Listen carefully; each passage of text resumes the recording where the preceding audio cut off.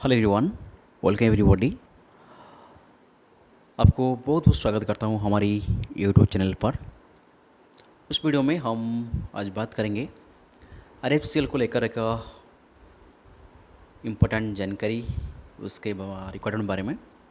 तो आप सभी को पता है आरएफसीएल यानी Ramagundam chemical fertiliser and chemical limited ने 2026 पहले ही उसका जो शुरुआत से ही उसका जो रिक्वायरमेंट वैकेंसी था, नॉन एग्जीक्यूटिव एग्जीक्यूटिव सारी की सारी वैकेंसी उन्होंने रिलीज़ कर दिया था।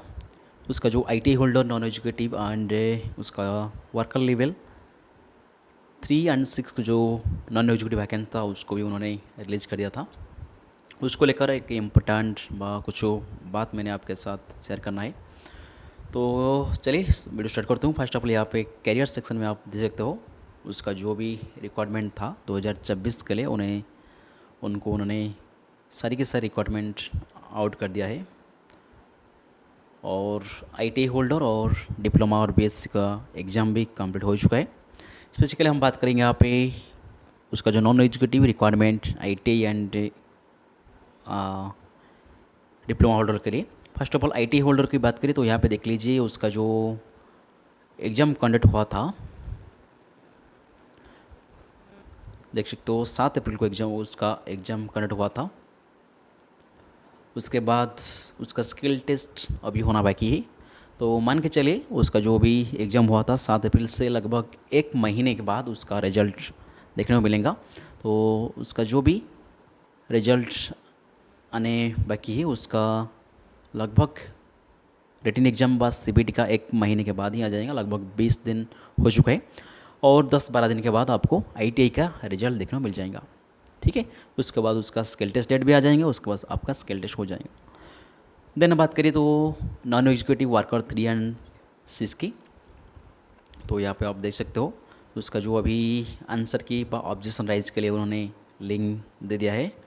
तो कुछ आंसर गलत है शायद, जो junior engineer assistant grade 2 production में, और कुछ ट्रेड का कुछ क्वेश्चन राइज करना है। ऑब्जेक्ट क्वेश्चन भी है, आप उसको राइज कर सकते हो। उसका तो शायद कुछ बंदे ने भी राइज कर दिया है।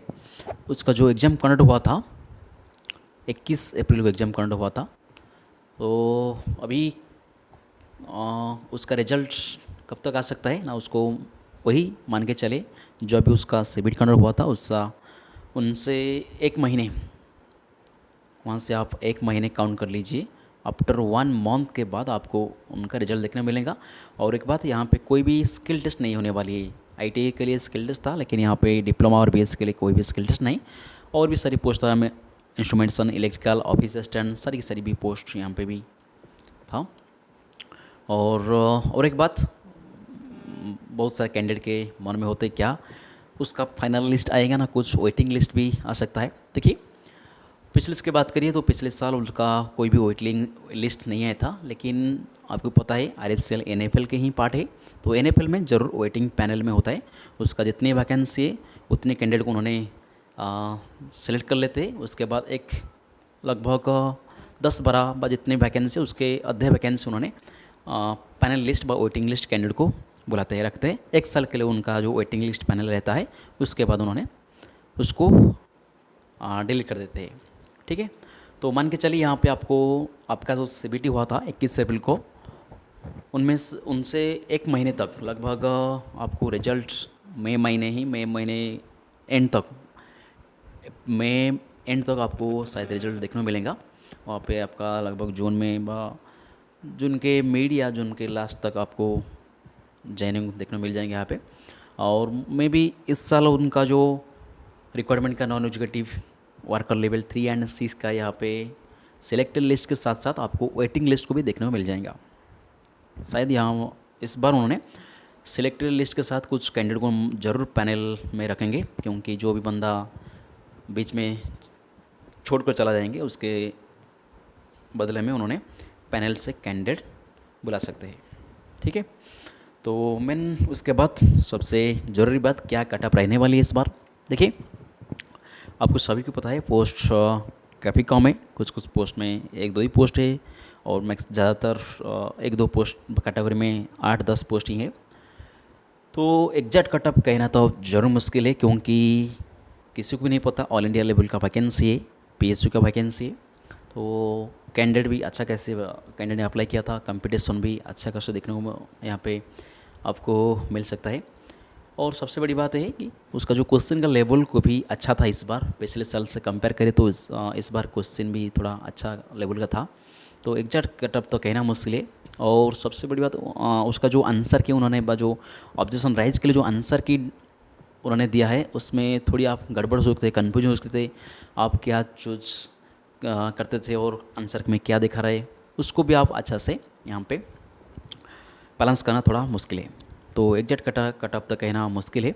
तो फिर भी आपकी जब इस पास जो इतने भी स्कोर बन रहे तो बहुत अच्छा है। आप एक बार मैं आपको पोस्ट क्वालिफिकेशन दिखा देता हूँ। आप यहाँ पे एडवर्टाइज में क्लिक करिए तो आपके पास उनका जो एडवर्टाइज पीडीएफ ओपन किया जाएगा। देखिए थोड़ा शायद गलत हो गई, आईआरएल क्या आ गई,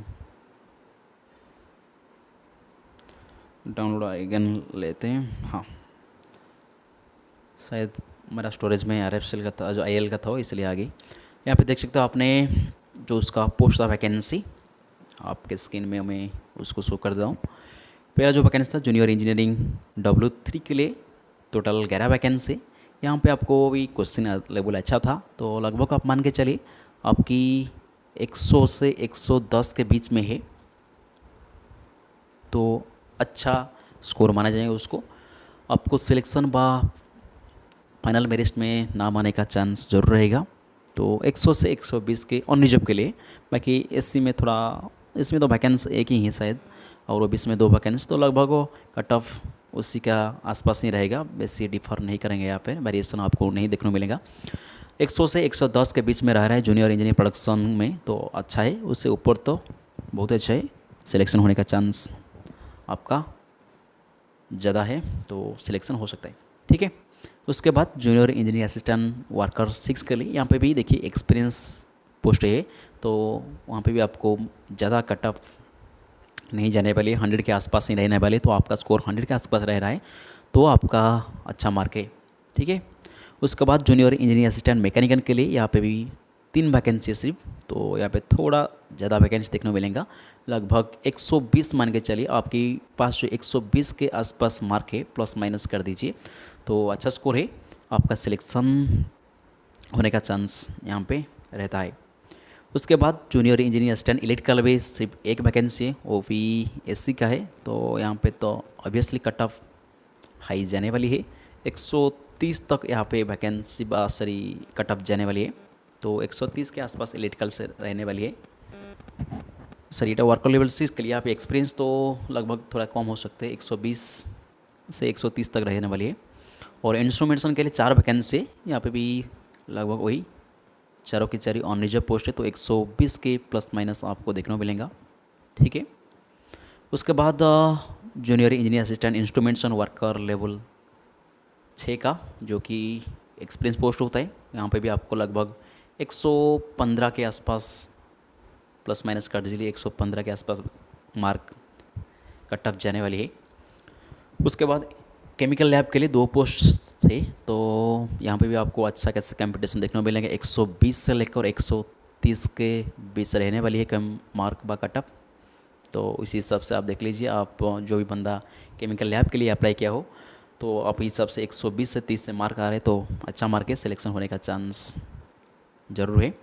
उसके बाद ऑफिस असिस्टेंट ग्रेड 3, यहाँ पे भी 6 वैकेंसी है, लेकिन थोड़ा कंपटीशन ज़्यादा यहाँ पे, काफ़ी बंदों ने अप्लाई किया है, तो कट ऑफ हाई रह सकता है। लगभग मान के चलिए 125 से 135 तक। ठीक है। 125 से लेकर 135 तक भी यहाँ पे कट ऑफ वेरिएशन हो सकता है। 120 प्लस माइनस भी अच्छा है, क्योंकि अच्छा कैसे क्वेश्चन था इस बार, क्वेश्चन का लेवल काफ़ी अच्छा था, तो शायद कट ऑफ से थोड़ा इम्पैक्ट रह सकता है इस बार। पिछले साल के मुकाबले इस साल तो क्वेश्चन लेवल काफ़ी अच्छा था, तो थोड़ी डिफेयर हो सकते हैं, लेकिन आप मान के चलिए चीज़ पोस्ट भी 6 या 6 से ज़्यादा वैकेंसी है, उसमें आप लगभग 100 मान के चलिए। और जिस पोस्ट के लिए आपका 6 से 1 2 3 4 पोस्ट वैकेंसी, उसके लिए थोड़ा कट ऑफ हाई रहने वाली है। ठीक है, आप उसी सब देख लीजिए। और एक बात, लगभग एक महीने बाद आप एक रिजल्ट, सॉरी CBT कंडक्ट हुआ का जो दिन हुआ कंडक्ट हुआ था उससे काउंट कर लीजिए। ठीक एक महीने के बाद आपकी रिजल्ट देखने को मिलेगा। और शायद स्किल टेस्ट वर्कआउट 3 एंड 6 के लिए शायद नहीं है, डायरेक्ट आपको आपका रिजल्ट देखने को मिलेगा। और बड़ी बात है, इस बार वेटिंग लिस्ट व पैनल लिस्ट, आपको वेटिंग पैनल भी देखने को मिल सकता है, क्योंकि काफ़ी कैंडिडेट ने जाने के बाद उसको टर्मिनेट बाद छोड़ देते हैं बीच में, तो इसलिए उन्होंने शायद इस बार वेटिंग लिस्ट कुछ बंदा को यहाँ इस बार पैनल में रख सकते हैं। तो शायद आपका भी वेटिंग लिस्ट रह सकता है, तो रिजल्ट आने के बाद ही पता लगेगा। और एक बात, ये कुछ क्वेश्चन भी आंसर की में उन्होंने गलत दिया है, शायद ने प्रोडक्शन में हो क्या, और कुछ टेक्निकल क्वेश्चन उन्होंने सारे नहीं, ज़्यादा भी नहीं, कुछ 3-4 क्वेश्चन शायद गलत दिया था, उसको अब सनराइज आप कर सकते हो। ठीक है, तो सबसे बड़ी बात है कि आपको रिजल्ट एक महीने के अंदर ही आपको, लगभग एक महीने के बाद ही आपको देखने को मिलेगा। उसके अंदर, एक महीने के अंदर नहीं आ सकता शायद, मिनिमम आपको तो एक महीने के टाइम लगेगा ही लगेगा। उसके बाद कटअप आपको बता दिया, एग्जैक्ट कटअप कोई नहीं कर सकता है भाई, कहना भी मुश्किल है। और आपको के इस बार जो वेटिंग लिस्ट शायद RFCL तरफ आ सकता है, तो जो उसका वेटिंग लिस्ट रहता है 1 साल के लिए, उन्होंने कैंडिडेट को वेटिंग लिस्ट में डालते हैं। उसके बाद जो भी बंदा सिलेक्टेड बंदा बीच में छोड़ कर जाता है, उसके बावजूद उन्होंने पैनल लिस्ट में कैंडिडेट को बुलाता है। ठीक है, तो आई होप मैं आपको RFCL जो सेलेक्ट से सारी की सारी जो भी आपकी क्वेरी था, जो भी आपकी सवाल हो सकते हैं RFCL रिक्वायरमेंट 2024 को लेकर, मैंने आपके साथ वो बात को शेयर कर दिया है। तो इसी तरीके से किसी भी POSU जो अपडेट व इंफॉर्मेशन पाने के लिए हमारे साथ जुड़ रही है। तो फिर मिलते हैं और एक वीडियो में, तब तक आपकी जो भी क्वेरी है आप कमेंट कर सकते हो। So thank you for watching.